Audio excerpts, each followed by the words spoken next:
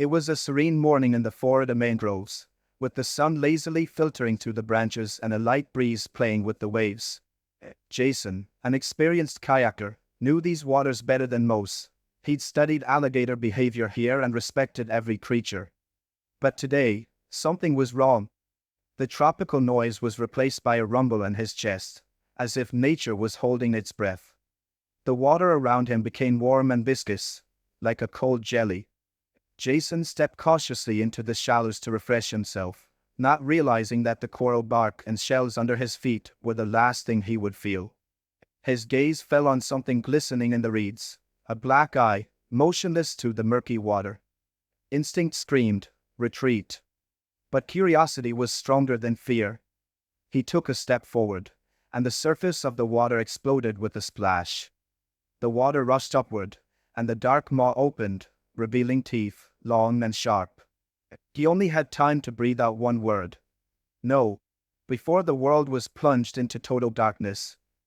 Jason paddled his solo kayak into a secluded mangrove cove where the water lay flat like glass. The early light shimmered across the bay, wrapping the tangled roots in silver and green. He drifted in silence, surrounded by nothing but the low calls of distant birds and the creak of his paddle against the hull. He studied a laminated map, tracing finger marks over the shallows, submerged branches, and dense mangrove lines. It was a peaceful routine, part of his self-imposed survey of the region's changing coastline. The tide was low, the air already warming under the sun.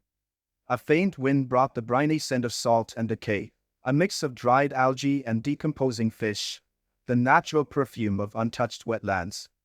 It clung to his skin as if reminding him he was far from any harbor, far from help.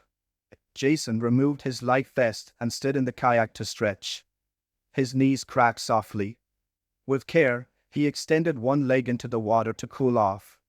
Tiny ripples broke the surface tension as his toes disturbed the stillness. The water felt oddly thick, like it carried weight. Then he saw it. Lurking in the reeds along the shoreline, barely distinguishable from the muddy vegetation, a black form sat unmoving. It wasn't a stump. It wasn't driftwood. It was something else. Something watching. Jason bent forward for a clearer look. He squinted. For a moment, nothing changed, just reeds, shadow, and stillness. Then a faint tingling crawled over his feet. He froze. The water beneath his legs stirred, silent but alive. In an instant, the surface churned violently. Something latched onto his ankle. He jerked back instinctively, nearly toppling the kayak. But it was too late. The grip tightened, dragging him downward. The kayak slammed sideways into a hidden branch, and a wave splashed over the edge. Water spilled into the cockpit. He kicked wildly, but the pull was immense. The thing was heavy, solid, and patient. He braced with both hands and tried to push off the submerged roots, but searing pain exploded in his leg. Jaws like metal clamps locked around his shin. Teeth pierced deep through skin and muscle. He screamed into the open air, unheard by anyone. He writhed and pulled with every ounce of strength, pressing himself against the sides of the kayak. The water frothed red beneath him. The predator, cold and deliberate, tugged again. The kayak tilted forward, sliding deeper into the current. Jason's strength waned, and the depths welcomed him. Jason swung the paddle down into the water with all his strength. The blade struck near the crocodile's head, creating a violent splash. The beast recoiled for a moment, jerking back just enough to loosen its grip on his bleeding leg, but its jaws never fully released. The resistance remained, unrelenting, steady, terrifying. A sharp cry escaped his throat as the pressure intensified.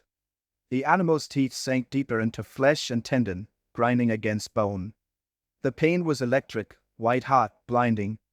He thrashed, grasping at the edge of the kayak with one hand and swinging wildly with the other. His fingers found the slick side of the boat. With a desperate jerk, he managed to lift the paddle and slam it against the crocodile's snout. The blow landed. There was a muffled grunt and a burst of air and blood from its nostrils. For a heartbeat, it backed away, the water boiling red between them. But the pause was brief. The crocodile surged forward again, jaws snapping, more enraged than wounded. Its massive body collided with the hull, sending a deep shudder through the kayak. Water spilled over the rim. Jason's grip slipped. The boat tilted sharply, taking on more water as the predator lunged again. Panic flared. Jason scanned the water. More movement. Shapes slid beneath the surface. Long, dark, and purposeful. He wasn't alone. The realization struck cold. This was no chance encounter. These waters were theirs, and they were claiming him. Without warning, another crocodile broke the surface. Larger, broader, older. Its back rose like a sunken log, water cascading off scales as it turned toward the chaos. The leader. Its presence shifted the dynamic.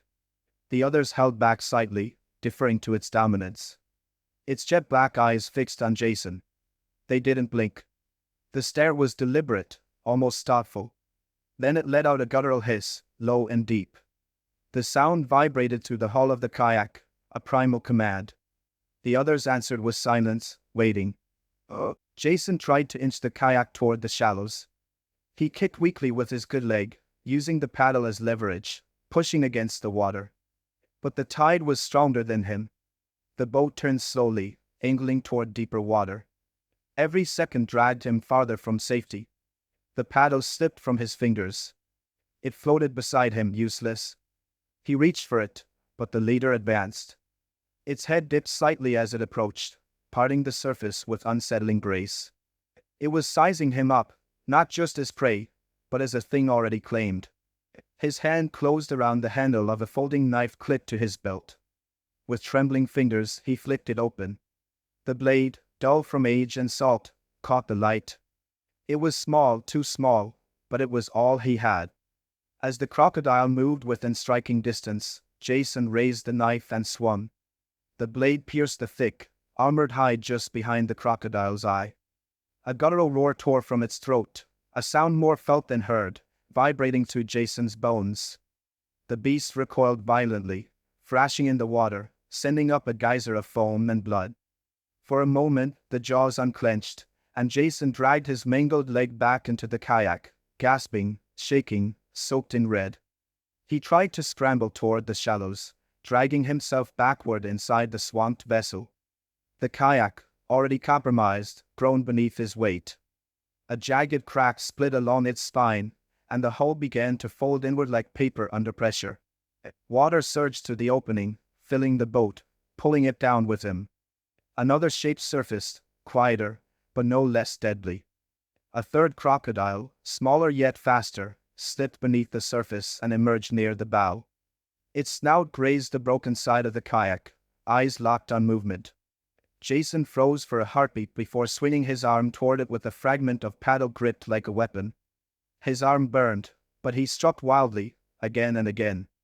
The wood cracked on the creature's scales, deflecting off its thick skull. It hissed and jerked back, but another form shifted behind it. Jason's strength was waning. He could barely hold on. The water boiled around him as shadows closed in, as if the swamp itself was alive and hungry.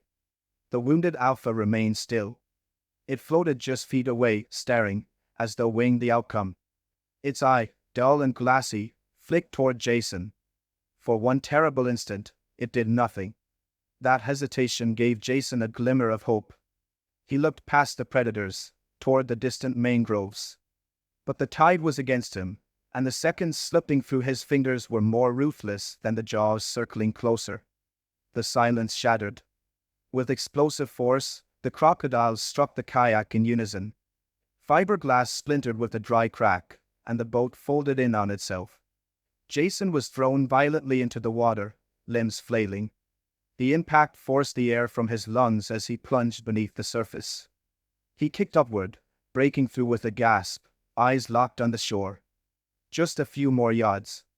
He paddled with his arms, dragging his injured leg behind. But the leader surged forward, jaws wide. It latched onto his shoulder with a bone-crushing stab. Pain flared white-hot through his body as the momentum yanked him backward into deeper water. Desperate, he clawed at the sandy bottom, fingers sinking into silt. He pushed, once, with everything he had. His eyes met the predator's. In those dark pupils he saw nothing but instinct. No anger, no fear. Just the void of an ancient hunger. His muscles gave out. The light around him dimmed. The final sound was a wet, muffled crunch. Then silence. The bay lay still once more. Only bubbles rose, then vanished. The water, tinged red, slowly cleared. The mangroves creaked gently in the wind. Nothing remained of the struggle but ripples fading outward like echoes of a scream no one heard. As morning bloomed across the coast, sunlight filtered through the leaves and danced on the surface. Bits of shattered kayak floated among the reeds. A single paddle bobbed in place. No birds sang. No insects stirred. The waves lapped softly, indifferent to the violence they had witnessed. The cove swallowed its secret, and the swamp reclaimed its silence.